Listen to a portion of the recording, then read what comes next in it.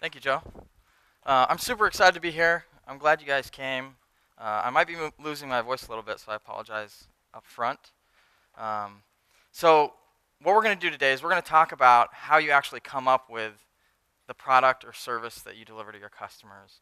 How do you figure out what they want and what they need, and then turn that into an idea that they can actually consume or something that they can get value from. We're going to go through kind of a high level and then also look at some examples of things that we do and break down one of the products that we've built that our customers are using. In conjunction with that, we're going to have our team go around and at the latter half of it, we'll have an interactive portion of being able to kind of go through the process of what it's like to design an idea and figure out a solution for your customers. And we're going to use an example that we've often used in our interview process and as we're teaching and training people. So my name is Ammon Curtis. I'm the platform owner at Infusionsoft. And over the last 2 years, I've done an array of different things from the marketplace to our API to leading some of our mobile initiatives as well as CRM and Customer Hub. I was fortunate enough to work with some of the PMs that were working on those tasks and products that we have. It's not going to be a technical session, as in we're not going to talk about code and things like that. We're going to talk about customers and what they need and trying to understand them and how we actually go solve for them. So the question earlier on technical, hopefully I addressed that. It's definitely not the technical. We're not going to go into any code or anything like that. So oftentimes what I see when I'm talking to people or I'm asking them about what they have or what they're doing is something similar to what I find when I'm reading with my kids in the evening. I love Calvin and Hobbes. I'm a huge Calvin and Hobbes fan. My son, I've been able to get him addicted as well. And I just want to share something that I've observed that a lot of people do when they're going to build a product or a solution for somebody. So this is Calvin, and he has a homework assignment. And he comes home, and he's starting to work on it, and he says to Hobbes, "I think we have enough information now, don't you?" And Hobbes said, "All we have is one fact you made up." To which Calvin says, "That's plenty. By the time we add in an introduction, a few illustrations, and a conclusion, it will look like a graduate thesis. Besides, I've got the secret weapon that will guarantee a good grade. No teacher can resist this." What's that? A clear plastic binder. Pretty professional looking, eh? I don't want co-author credit on this, okay? So what we see is Calvin just made up a fact and then said, well, we'll just put some stuff on the front end, put a few things on the back end, and then when we put the clear, pretty professional looking binder, it'll make up for it. So the design or the marketing or something like that can make up the difference. And we just learned from Seth Godin that that's not the case. The center of what he talked about was the product or service that you're delivering. So if the content of the binder isn't valuable enough, it's not going to stick, no matter what cover you put on it. So then the next one is we see Calvin actually trying to operate a business, probably working off the same premise. So down here it's a box, and it says, "Frank appraisals of your looks, 50 cents. Hobbes walks up and says, "Any business?" Not so far, but I'm giving out a lot of free samples. Oftentimes we feel like people need this because Calvin looked around at the world and saw obviously that they're not as good looking as he is. So he's going to give frank appraisals to people on their looks so that they can improve their appearance. But obviously nobody wanted that from him. Too many times we make that mistake and assume that what we think is what people actually want. And really there's oftentimes pitfalls that we run into where we think we know and that's not actually the case. So there's 3 major pitfalls that I'd like to cover first before we go into how to actually identify what people really want. The first one is, in reality, what you think you know is probably wrong. Let that sink in for a minute. What you think you know about customers is probably wrong. So you really have to take the time necessary to get in their head and find out what that looks like and what that is. One common mistake, and it's one of my own admission that I've done on multiple occasions. So I'm kind of a geek. I love technology. I love gadgets. Probably just for the fun of loving gadgets, I guess. But I assumed that my wife liked those things as well. So not too long ago, about 2 years ago at Christmas actually, I got her a Bosch, which is a fantastic gadget for the kitchen. Anyone baking, it's phenomenal for bread making, dough, anything like that. I assumed that what she would want is what I would want. I would want something to make my life easier, some gadget to make this more simplistic and easier to go about the process of making bread. Now, she did appreciate it, but what would have meant more to her would have been me sitting down for 15 minutes, an hour, and writing a heartfelt note. That would have meant the world to her, as opposed to me going out and finding this expensive piece of machinery that I thought was obviously what she wanted. So me assuming that what she wants, and frankly, it's an alluring and seductive trap to fall into, thinking that our customers want the same things that we want. Another great example, so Holiday Inn, this was probably about 6-7 years ago when they went through their branding redesign. They were trying to figure out the things to put in the Holiday Inn Express, specifically their food offering. So they surveyed a bunch of customers and said, what do you want when you think of food at Holiday Inn Express? Well, we want a healthy option. Probably no different than what we would respond, right? I want healthy options.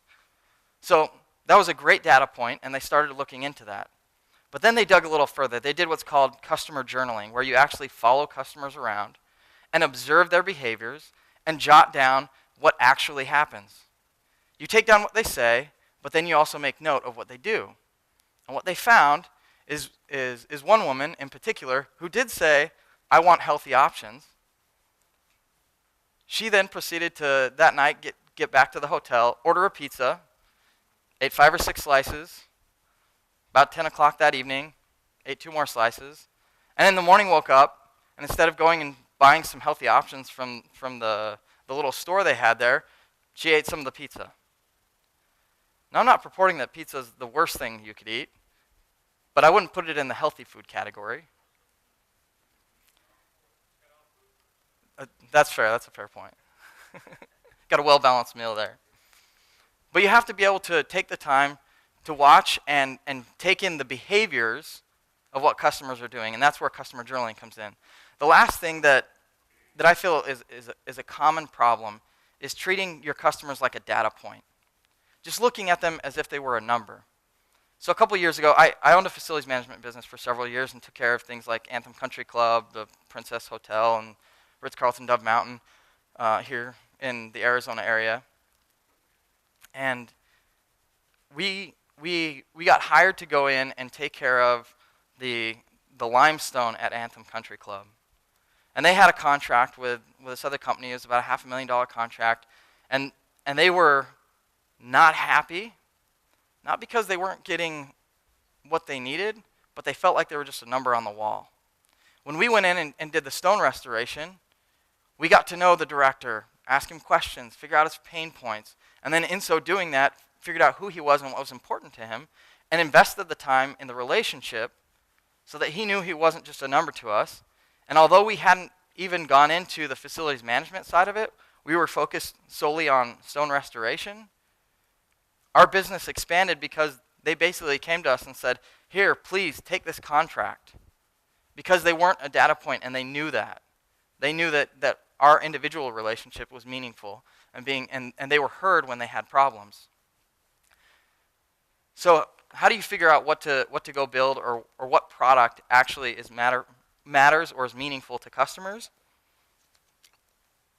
The first step isn't even what it is. It's who you're solving for and getting to know who the customer is and what they really need. So today we're going to use an example of Snap. How many of you have actually downloaded and used the Snap app? Pretty good? You like it? It was a lot of fun to go build and do the research on it. And our team did a phenomenal job in putting that together. There were a few things that we learned along the way that we're going to go through today as an example. But first, let's talk about how we figured out who it was that we were solving for, and then what it was that they needed. So the first thing to look at is, in my view, quantitative data. Being able to figure out, we looked at our customer base and saw what they were doing. And obviously, when we looked at the trends, people were using mobile devices.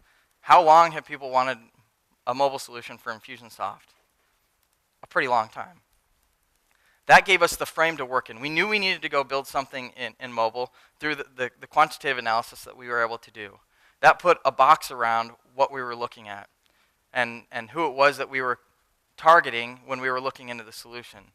So with that, we were able to settle on what we called the mobile sales rep, because we knew that a lot of our customers were in the sales business.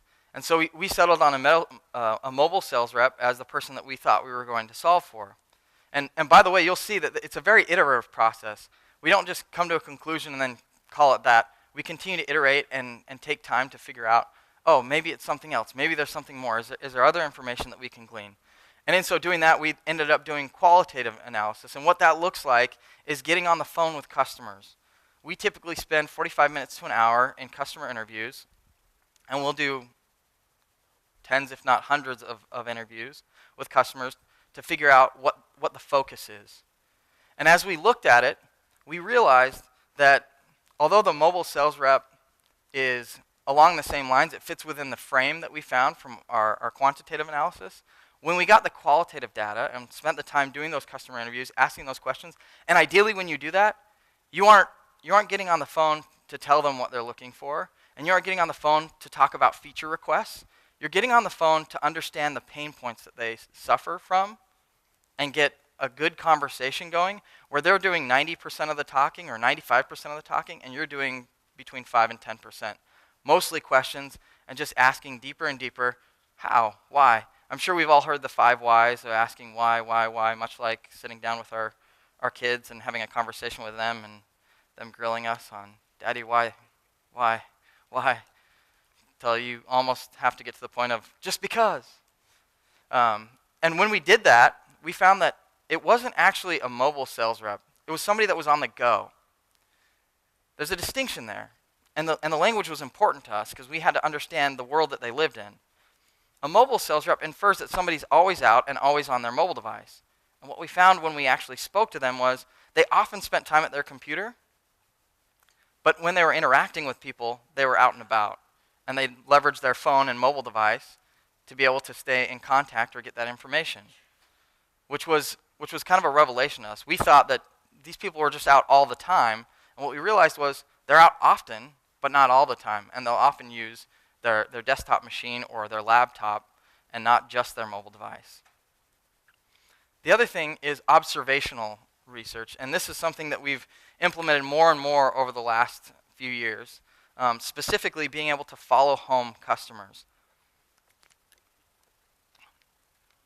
It's not always an easy task, and not all customers are willing to do it for you, but the few that you get the opportunity to go in and sit with and watch them in their own environment and how they're interacting, watching their behaviors, is incredibly insightful. You have a lot more context. You're able to spend time and see things that you otherwise wouldn't capture or identify problems that you didn't even realize existed. Not too long ago in the research that we were doing, we were able to follow home a few customers, or to their businesses in our case, and be able to see things that we didn't even realize were problems that they were facing. Some of the context switching that they had to go through and interruptions that they were dealing with. And in the case of the Snap app, when we looked at it and we went home and followed them home, we realized it wasn't just the sales operations. There were a lot of people that were business owners. There were a lot of people that just did this naturally. And we realized and settled on it was actually a networker. It was somebody that took the time to go out and meet other people, and they captured, most of the time, contact information in the form of a business card. Not always, but often. And they had little micro bursts of productivity, and it was really hard for them to be able to take all these business cards that they got in a given day or an event or something like that and convert that into a digital format, because that meant they had to stop and take the time to actually transpose that or plug that in, or they'd hire somebody, or it'd be a stack on their desk. And there were all these solutions out there, but they weren't able to actually do that in a way that was meaningful and easy for them. It wasn't frictionless. Now, the last thing, in my view, when you do this and you've captured who it is that you're solving for and what the pain points are that they're facing, is being able to share that in a meaningful way.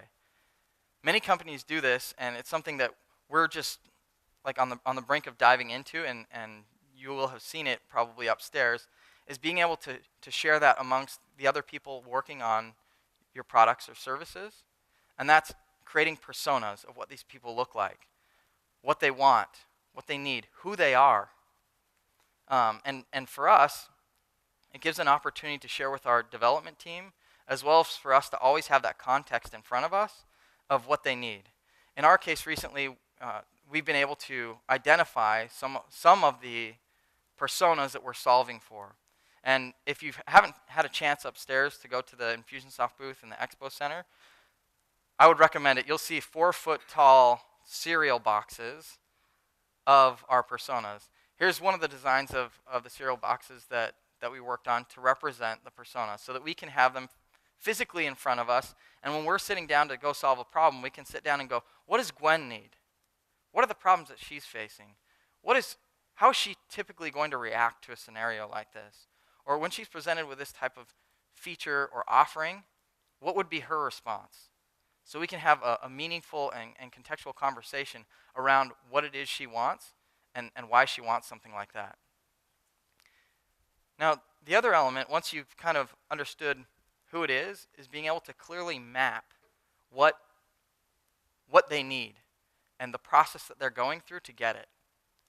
Because most of the time, when we sit down and look at customers, we have these different bullet points and different elements and these little things, but being able to paint the entire picture of this is the process from the first contact to solving the pain point that they have is incredibly insightful, and you can actually identify things along the path that will help in solving the problem and will give you additional insight into what will change and what will be meaningful to them when you go into it.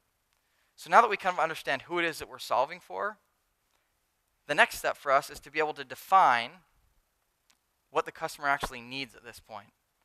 We kind of know who they are, but do we really know what it is that they're suffering with, or what they want, or what the pain point is that we should solve for? And my contention is they don't actually want your product or service. They have something that they want, but they don't care how it's solved. They don't care if it's Infusionsoft or our mobile Snap app or if it's the iPhone. I have something I want, a benefit that I'm seeking, and I want it solved. It just so happens that most of the time, people will create a service or a product that will solve that in an elegant way to make it useful so that people are willing to pay.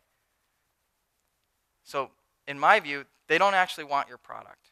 And you need to keep that in mind so that when you go to build it and solve it, you're realizing they want this benefit, and that's what we need to deliver.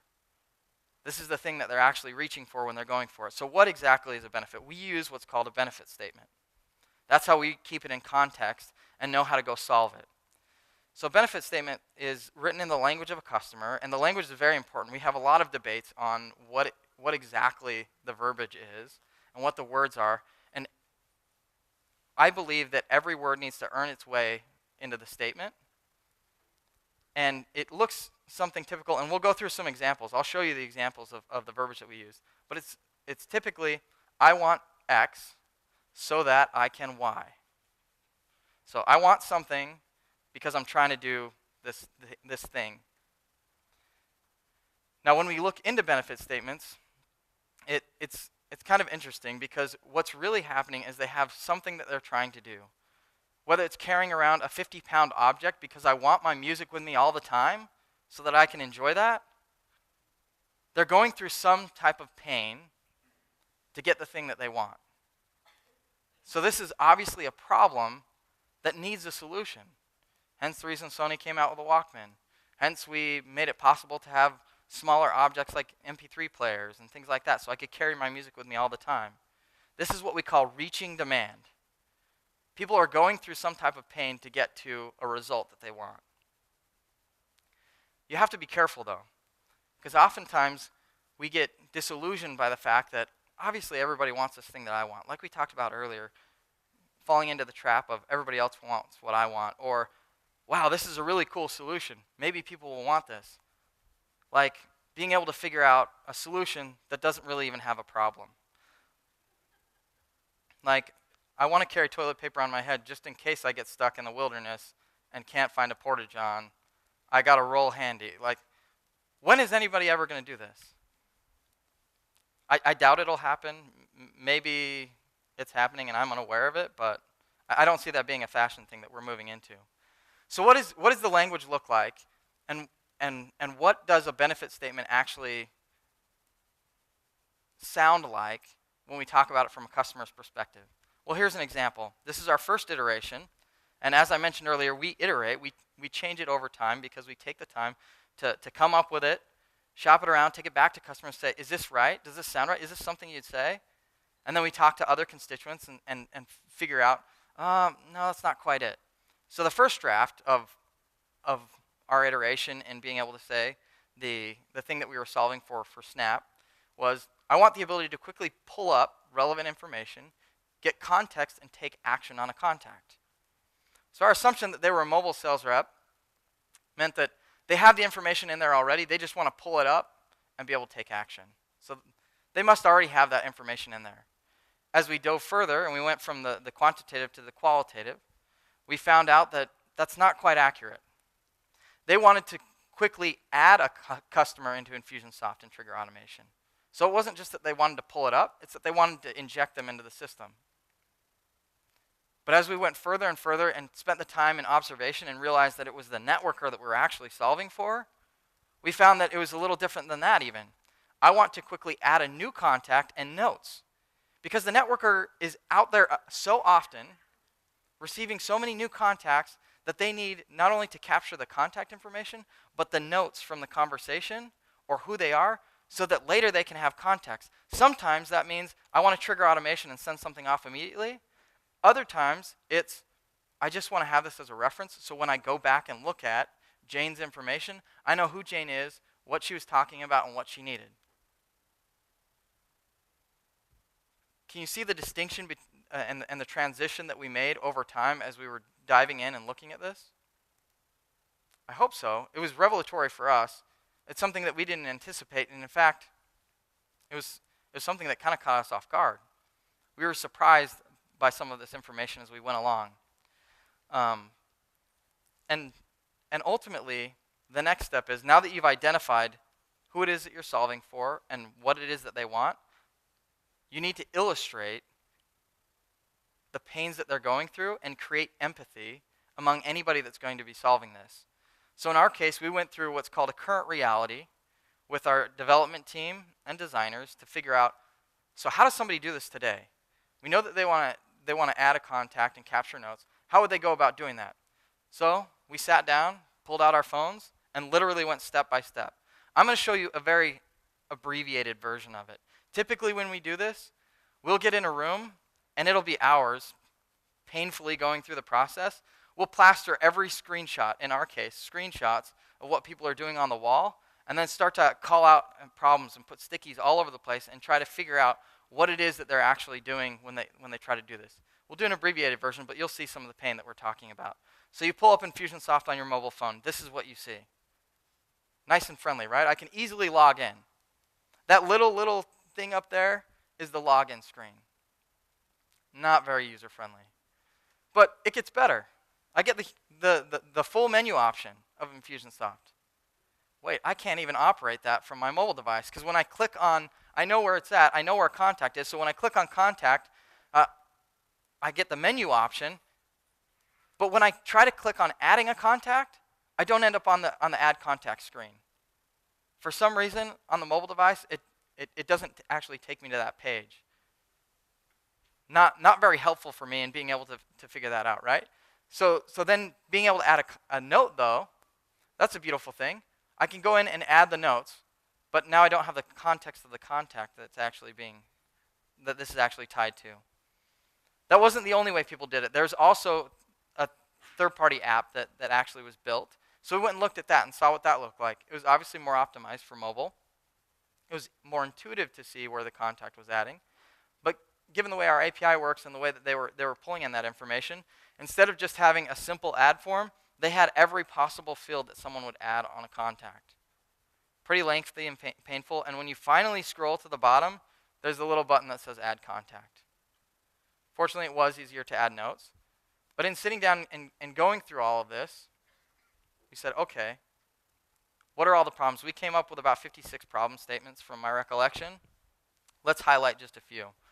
We captured 3 main ones. There was no clear method to add a contact on a mobile device. There isn't an easy way to capture notes about a contact. And often, contacts give me a business card, and I don't have the time to enter their information. So these were the main problems that we said, this is the pain that people are going through when they go to solve this. And now it's time to actually sit down and figure out what the solution looks like, to come up with some ideas of how you could solve this problem.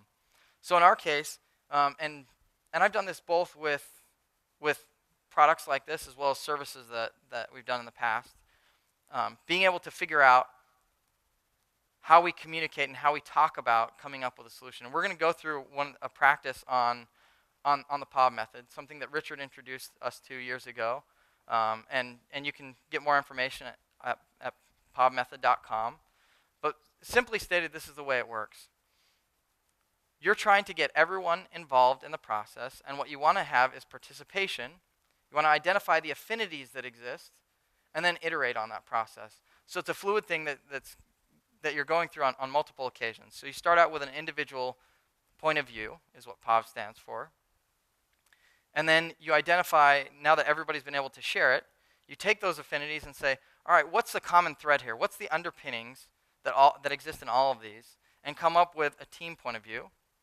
And then you take that out and say, all right, what are the problems with this? Where did we mess up? What things did we miss along the way? And I'll walk you through actually what we did in our case.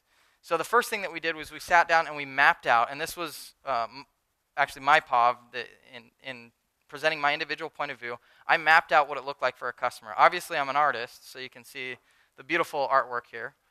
But in all reality, when I sat down and thought about it, and I can only assume the teammates that we had that were rock stars working on this had a similar experience of, so I could come up with a design of what this page looks like, but what's the process? Where are they going to? So what we have here on the left is the menu options of what things they could potentially jump to.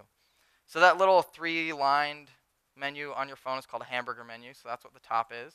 And it would take you to settings or forms.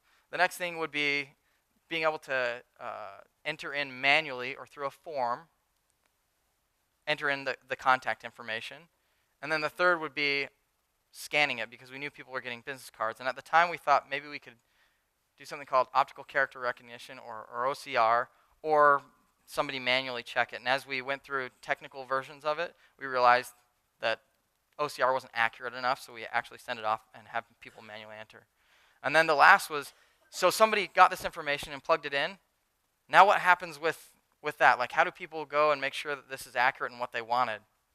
Well, in my view, it was a pending review state. So I took this map, or the experience that somebody would go through, the different routes and paths that they could travel, and said, what are some of the meaningful screenshots of what this would look like? And so I drew out, and we call these wireframes, but it's really rough.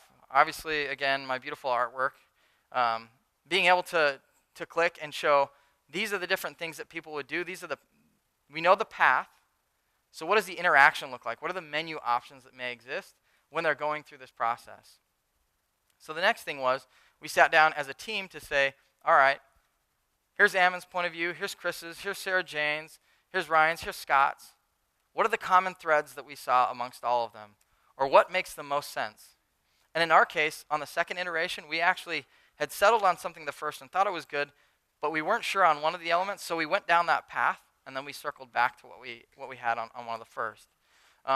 So the individual point of view then translates into the team point of view, and you can see this is from a whiteboard, and Scott's a little more artistic than I am.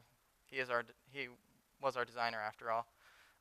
But in being able to map out, given all the different things that we saw from all the different individual point of views, what does the team's point of view look like? And this is what we ended up mapping out. And then we drew the wireframes for that as well, being able to say, these are all the different screens that we would need to capture. So if we walk through it, we'd see that there's there's the main, what we had called the launch pad. You could either scan the photo, scan the business card, or you could enter it in manually, and then there's a pending state that would need to exist. And being able to capture that, what does that capture look like? Obviously, you can see how we were enabling being able to add notes. And then you can see the thank you page, the feedback on that, and then being able to go through the process of being able to go through the review and get the feedback that, hey, it made it in there successfully, or I just want to add this in with microbursts and being able to type it in quickly. So if we recall the problem statements and the things that we were solving for, we were making it easier for people to get it in there faster, making a clear method by actually building an app around it, and offering them a way in which they could capture things that they wanted, the contact and the notes. So when you've finally done this, you need to step back and go, okay, we had our benefit statement that we were looking at initially. Did it meet that? We had those problems. Did it solve for that? And once you've been able to say, yes, we were able to check all of those off, the next recommendation we'd have is take the time to shop that around with customers, test it with them, allow them to see if that makes sense, and don't be afraid to attack it. Don't be afraid to poke holes in it, because what you're wanting to do, as we talked about earlier, is give your customers the benefit that they were seeking, the thing that they wanted initially. And then being able to rinse and repeat that multiple times. In our case, we typically do it 3. Sometimes we'll do it more. But at a minimum, in almost every case, we do it at least 3 times that we go through this entire process. So once you've actually come up with this, and it's all drawn out, if you'll notice, we haven't done any coding, and we haven't done any high-fidelity designs yet. It's all drawings and mock-ups, and this, I know this works in services because I owned a service business. It was facilities management. We drew out the way that our customers would interact with the staff at, let's keep it on Anthem Country Club. At Anthem Country Club, on how they would interact with the staff and how they would alert us of a need that they had.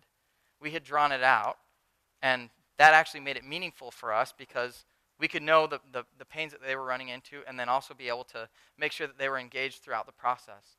So like I say, we haven't done any coding yet. We haven't done any high-fidelity designs. And now we're finally ready to start getting into that. So we take it to the next step. Instead of just being hand drawings, we move it to more of a digital format. And some people are faster in digital versus paper, and that's fine. Whatever's the quickest and easiest way for you to communicate the message is what's important throughout the creation process. So once you've settled on a journey map, then you go to a higher fidelity design where it kind of captures, and at this point, we're making prototypes. In our case, we had used an app called Prototyping on Paper, where you take screenshots of the paper that you had drawn out and make hotkeys so people could interact with it. So basically, you're just trying to get it in front of customers to see how they respond, the behaviors that they do, and how they react to things. When you've finally done that, now it's time to actually make it pretty and turn it into high-fidelity designs that you actually see today in Snap. All of that gives us the opportunity to make sure that we're making the right investment. Because the last thing that you want to do is come up with a product or service that nobody wants and nobody's willing to use. That's bad for you, it's bad for the customer, ultimately it's bad for your brand and reputation. And at the end of the day, when you're testing it, the thing that I would urge you to do is, surveys are a great form of getting information, and I highly recommend them. But that's only one piece of the puzzle. And it's not even the most important. Behaviors are the most important. What customers actually do with your product and service mean way more than what they tell you. So, now that we've kind of shared our high level, it's time for you to practice. We're going to go through what's called a mini POV session. I'm going to present a problem that we ran into. It's actually found here in the Valley. And you all are going to come up with a solution for it. I have many of our product team members here that they'll be able to participate with you. But we're going to pass out some paper. I'm going to share this problem with you. And you're going to come up with some simple drawings. And the key thing is that we find is most challenging for people is being able to communicate the thing that you think is a good solution and have a meaningful discussion about it. So that's what we're going to practice. So the problem is not too long ago, it's actually about 2.5 years ago, our VP of product, Brian Gates, ran into this one day. He was wanting to wash his Jeep. He pulled up, and this is what was in front of him. I'm sure we've all seen one of these. It's being able to go in and say, I want to wash my car, right? So I'm going to outline some of the things that we found along the way. So the target user is a busy professional. That's who we're solving for, right? The benefit that he wants is I want to wash my car quickly so that I can be on my way. I want to get in and out and move along, right? The problems are I'm overwhelmed and don't know what action to take when I look at the option to purchase here, right? I don't know what payment option to use, and I want to have confidence that the machine will work. I mean, I look at this thing and go, I don't know if I'm willing to put my money in it. So what we're going to do is we're going to draw a simple journey map. I take one side of the paper and just draw what the map would look like. It's probably pretty simplistic when you stop and think about it, what somebody's doing here. And then the other side, you're going to redraw what this should look like, what the design of this should be, and then we'll have a discussion in smaller groups.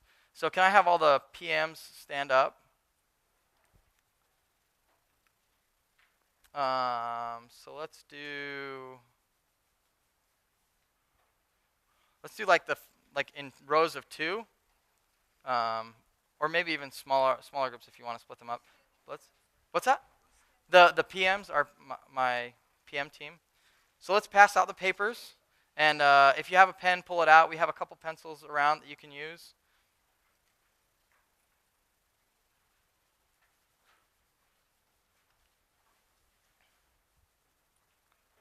Yeah, shoot. The snap is OCR when you're scanning the card?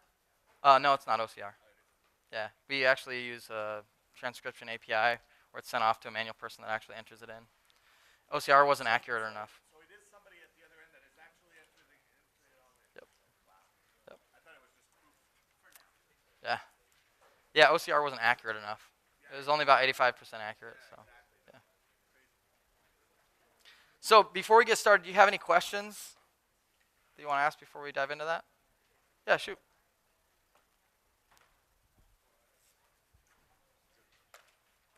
Okay, so Yeah.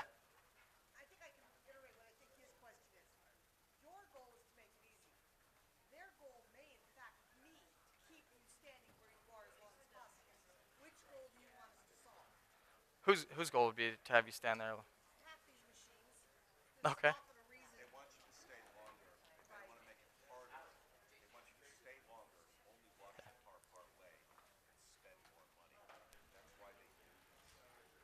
And I would argue that's Yeah, I know. That's why I stopped. yeah. All right, so we're going to do it as if we want. Yeah, as if this is what the customer wants.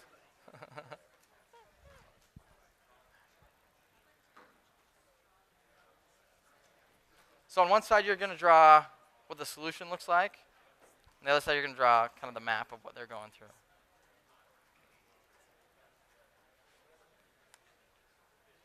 Yeah. It's up to you.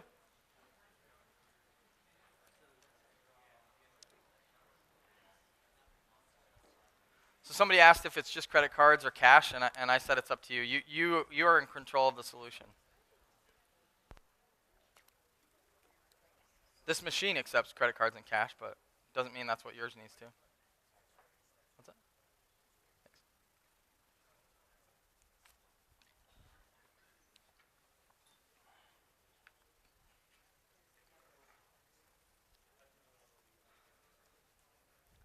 We'll give you about 5 minutes to draw out a solution.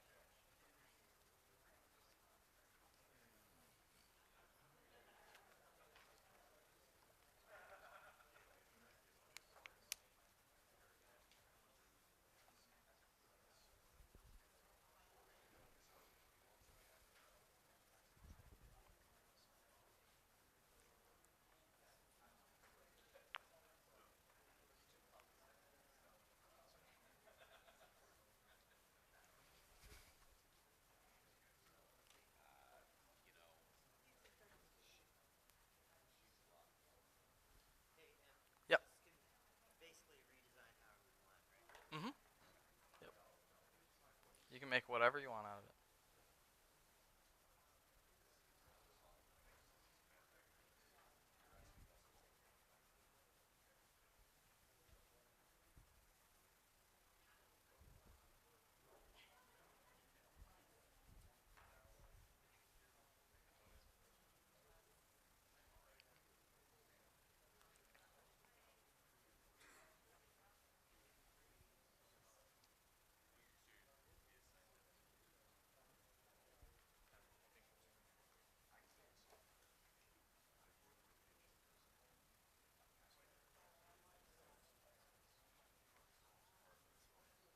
Yeah. Decision. I haven't used that very much. Uh huh. One of just my thought thinking about it is how I would like to use that is I'd like it integrated with my contacts Hmm. with my iPhone already there. Does it integrate with that You can upload them to your iPhone.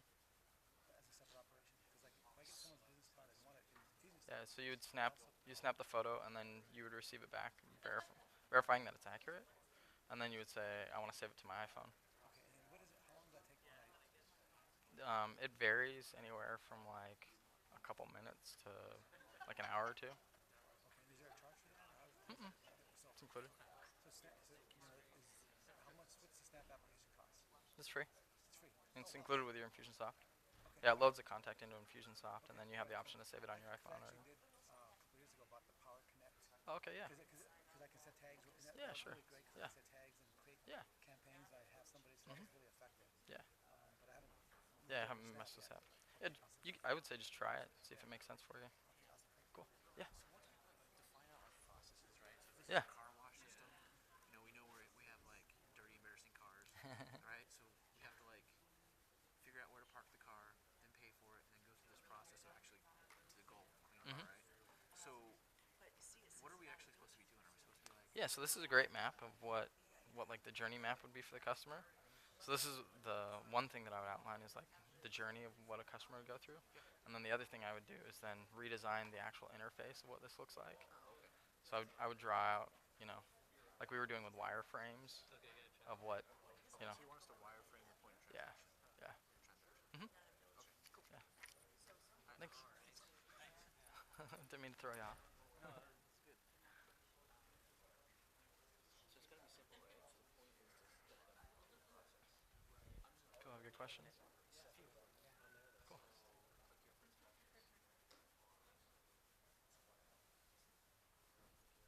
About 2 more minutes.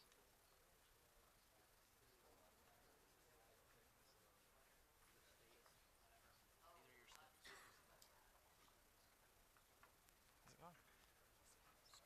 How's it going? Yes. Okay. I'm not sure. When you mean the ideal journey, you want me to picture like the guy in his car, for him what the perfect experience will be? Yeah, yeah. So like, so in my case, if I was to draw out the ideal journey, I'd say I want to pull up. I wouldn't want to have to get out of my car. I want to be able to do it right then. I'm gonna go through the wash and be on my way. It's pretty simple, right?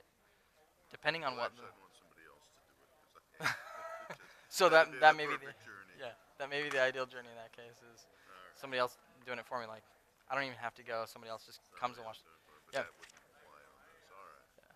That's a badly designed Yeah. machine. Totally. We're They noticing couldn't have done it worse. that people are feeling like they have to include everything that's already up on the screen.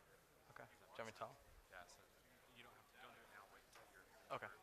but just Yeah. what would be Talk to that. interesting is be like, hey, how many of you felt like you had to offer quarters and dimes and And dollar tokens and bills everything, and yeah. tokens Yeah. and all that because it's up there, right? Right. Right. Part of this is making Being able things to break the simpler and mold. be able Yeah. to say, you know what, I only want to accept credit Yeah. cards because most people are going to pay with credit cards. Yeah. It's a good call. I'll talk about that.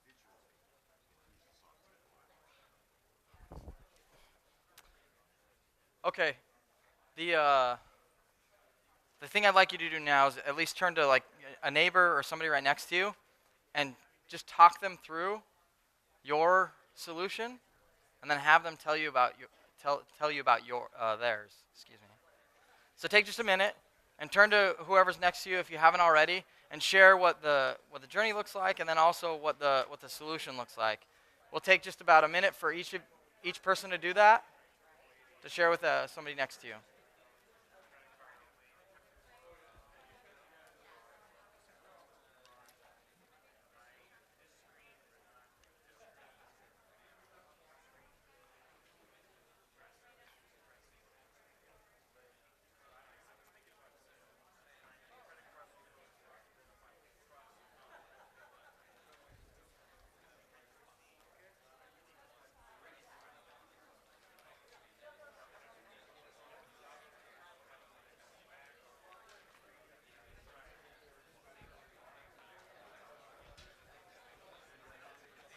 up, brother? That's the That's what I would do.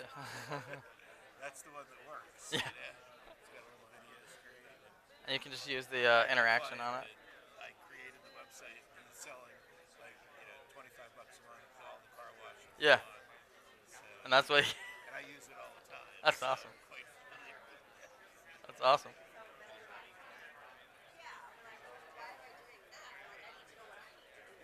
Mine's awful. Like, what do you mean wash the car? I need to know what my business person needs to do. I was mapping out the process for them according to that, not how to wash the car. They just want, okay. Got it.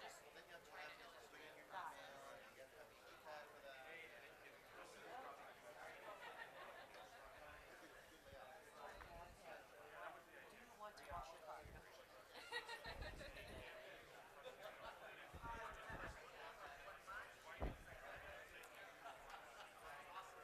Okay, I want to make sure that we finish up in time to be able to answer some questions.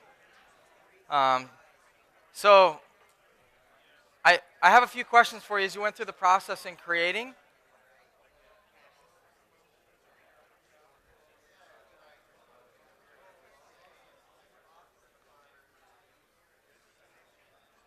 So how many of you, when you were actually sitting down to draw out the solution, felt like you needed to use everything that was up here?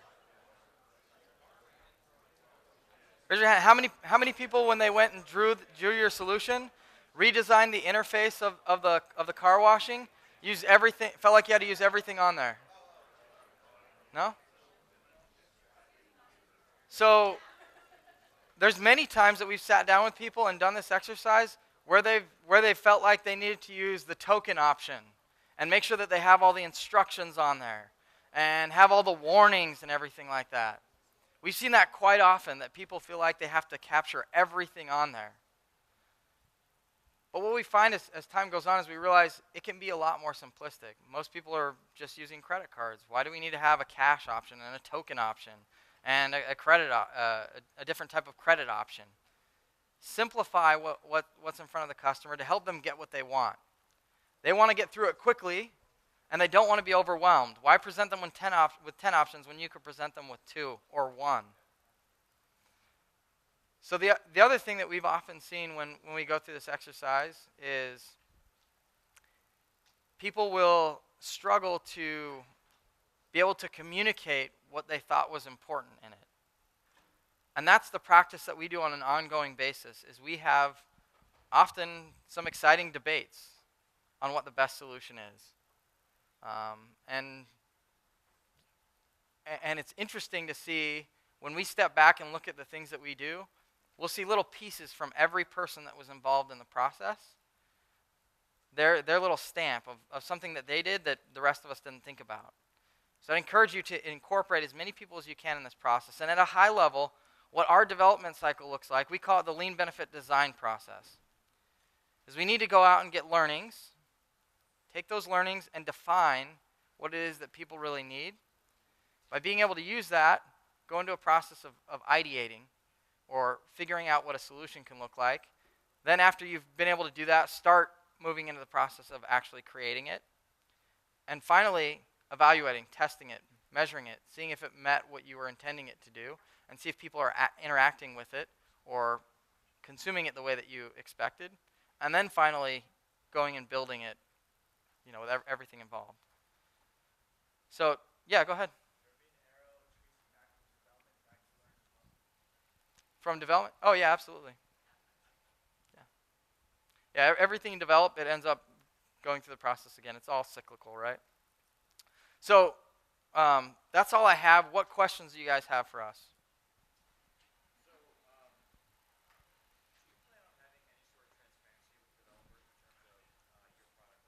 Sure.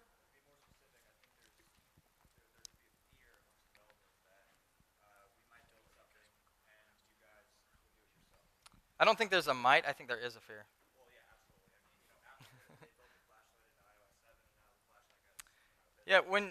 When you look at a long enough time horizon on any platform, you'll see that some of the best solutions end up being cannibalized by the provider. Sure. Which is a risk that any partner has, right?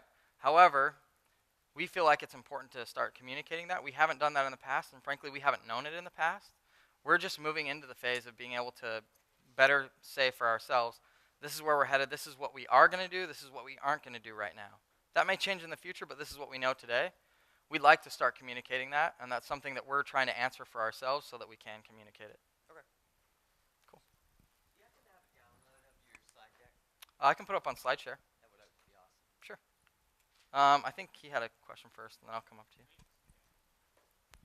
What do you guys use for your organization? Like, do you use Trello, do you use Podio, you use Basecamp? Yeah, good question. We use a lot of them. We use Jira for our development, but we also fiddle with Trello for being able to do like digital affinity mapping. I personally use Wunderlist. I like Wunderlist a lot. But for our teams, we use Jira primarily. Where do you like to keep your team sizes? Like 4 to 8 people, 10 to 12 people? On the development teams, Sure. typically around 6. Around 6? Yeah. Cool, thanks. You had a question? Yeah, it was more kind of to follow on to that. So would you recommend we just really stay in touch with Infusionsoft and ask you to kind of be a partner in the development instead of try and come up with the ideas and then not know whether you are going to develop it down the road or not? I mean, like, do you have I feel like you have a channel already, but I don't know how far you really want to take it. And being able to communicate the things that we're moving into or looking to build.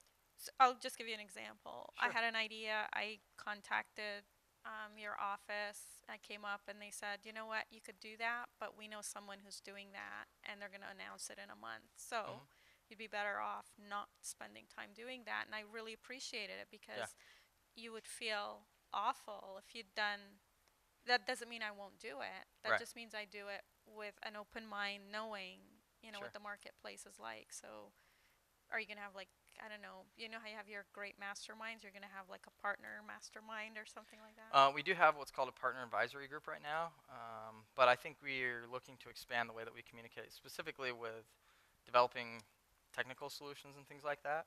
With our developer center, that's where we're looking to be able to have our point of contact. That's one reason that we introduced it, was so that we could have better communication with our development community and being able to say, these are the things that we're looking at. This is the research that we saw that customers are asking about. These items are things that we're looking into. These things we're developing. These things we may or may not ever do. But in the case of being able to ask and have a channel for questions, Joe Mann is probably your best bet at this point. He's the one that was here earlier. He had to take off to something for Battle of the Apps. But he would be the best one to reach out to at the present time.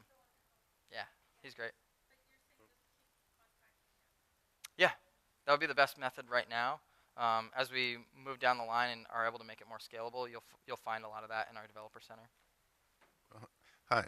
Yeah. Hi, I think your process is great, but I keep thinking about Jobs and about Godin today. And, you know, Jobs said, I don't invent like this. I find a product that I think is really cool that they need because people don't know what they want a lot of times. Yep. And then I invent the product. And it's kind of arrogant. You know, I watched him say this, but it's hard to argue with the success he's had because it's an amazing record. I mean, to build 3 companies like this. And I wonder about that because I would love to do a product, and I think this is the way probably most people do it. But I wonder about Godin and Jobs because I think they're right. So what's your question? The question is, this is, maybe it's more an observation than a question, is this is a good process, particularly for you guys because you're evolving the product as you go. But the greatest breakthroughs will probably lie in a product that you guys just come up with and give to us that we're not even aware we need. Yeah. The process that I shared is how we actually identify that there's something there that you need that you don't know that you need. It's not a like. Yeah, but Jobs didn't observe people's behaviors so much as he said, this is a better product. This is something they will need. Not that they know now, but this is something they will need. And I guess, I mean, I don't know, I'm not even sure there's a question in this. Yeah, more an observation. I totally know what you're talking about, and I would venture to say that specifically Steve Jobs, when he looked at being able to solve the mobile problem, when he was at Mobile Congress, and he said, mobile's the next way to go, right? And he said, we should make this synchronizing possible. And they did the Motorola rocker, and that didn't work out. And so then they changed it to be able to come out with the iPhone and stuff like that. I think he was watching the way people interact, including himself, right?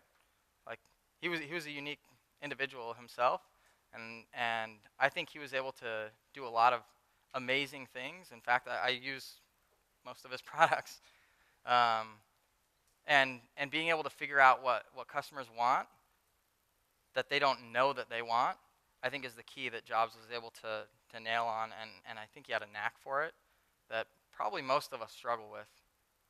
Would be my observation, myself included, right? Just to add to that, Yeah. I would say Steve Jobs would have to still validate all those great ideas he had with customers. Yeah, totally. You still have to go through a process of validation to make sure that it'll sell. Yeah. I would venture to say so. I'm always struggling to keep my products simple and easy to use because that's one of its values. But our users want more and more all the time, more features, more functionality, newer things. So how do you strike the balance between just doing what you do well and making that better as opposed to adding more of what they want all the time? Yeah, that's a tough one. I think we as Infusionsoft have struggled with that. I think that's what's, for lack of a better term, bloated out what we offer. And I think you have to be very, very cognizant of who your target really is and who it's not. And I think once you're able to identify that, you can start to sift out the different requests that you receive to be able to say, these things should make it to the list and should be at the top of the list, and these things, maybe they need to start dropping off, or maybe we don't look at them at all. That's what I would recommend, and I think specifically our product marketing team, and then the research that we're doing, and then our voice of the customer team being able to pull that information in, we're able to start to identify and prioritize, because it's all a matter of priority, right?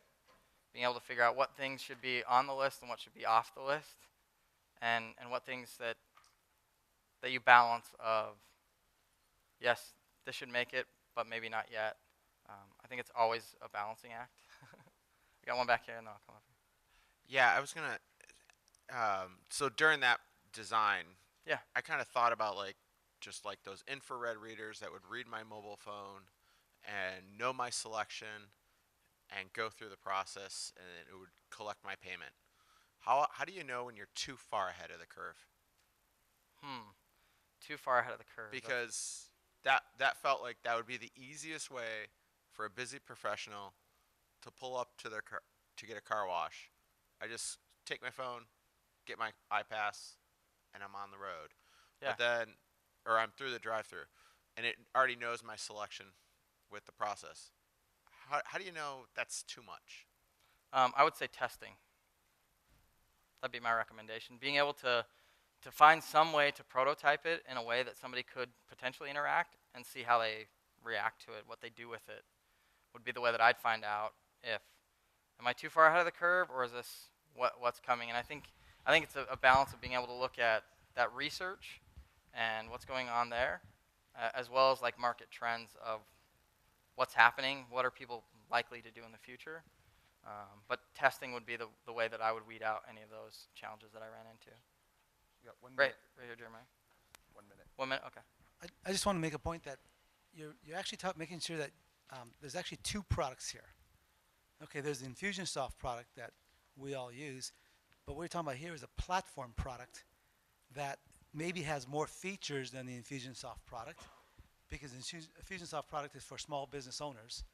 The platform product is for software developers to build vertical applications on top of, which can use a mix of what the platform provides. So the platform has got to be a much more, maybe it's a little more complicated because it has a lot more features to it, because vertical applications might want to use it. But like, for example, that view that you got, that might be the platform. And then various vertical applications says, well, we just want this portion of the platform to expose to our customers. Yeah. And I think my perspective is the platform's got to have lots of functionality that maybe isn't exposed through Infusionsoft. Sure. For small business users, and then the vertical applications can pick and choose from them, and primarily they need to be focused on maybe minimal additional functionality, but primarily user interface capabilities that's robust and that can access the rich API set to make To be able use to of build it. solutions. Yeah. Yeah, platforms is definitely something that we're investing in heavily because in reality, platform isn't just the features and functionality. It's being able to enable interactions in an ecosystem and making that possible. The platform acts as the core elements that people use to be able to inject more value into the system. But yeah, I would agree with that statement. Uh-huh.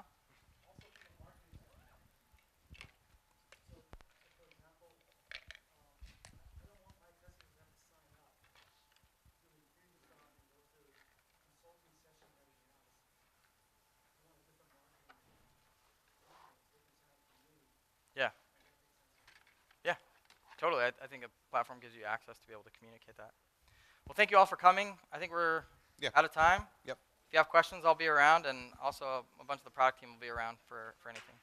Perfect. Thank you very much, Ammon.